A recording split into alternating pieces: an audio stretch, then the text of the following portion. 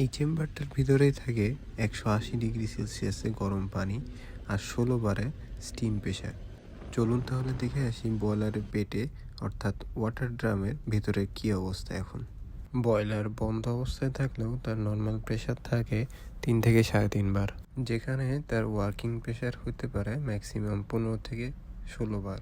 তো এই জন্য বয়লারের ড্রামে ঢোকার আগে তা ডিপ্রেশারাইজ করে তাপমাত্রা রাখতে হবে অবশ্যই 50 ডিগ্রির নিচে, অর্থাৎ কুলডাউনের পরে। Feed pump, vent, drain bulb সব বন্ধ করে লক আউট ট্যাগ আউট লাগাতে হবে, যাতে ভুলেও পাম্প কেউ চালু না করতে পারে।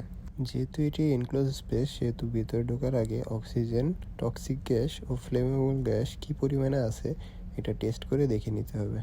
এনক্লোজ স্পেস পারমিটের পাশাপাশি একজন অ্যাটেন্ডেন্টও মাস্ট থাকতে হবে বাইরে।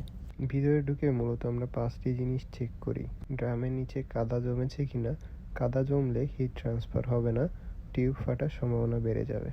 তারপর ড্রামের বডি বা টিউবে কোথাও ক্র্যাক বা ফাটল ধরেছে কিনা এটাও চেক করি। টিউবগুলোর ওয়েল্ডিংয়ে কোনো লিকেজ আছে কিনা এটাও দেখা হয়।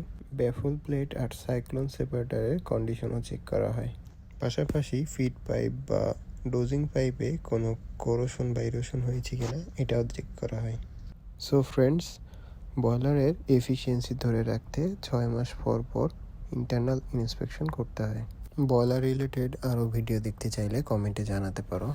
আর সবসময় মনে রাখতে হবে সেফটি কিন্তু ফার্স্ট। সো আজকে এই পর্যন্তই, দেখা হবে তোমাদের সাথে পরবর্তী কোনো ভিডিওতে। ধন্যবাদ।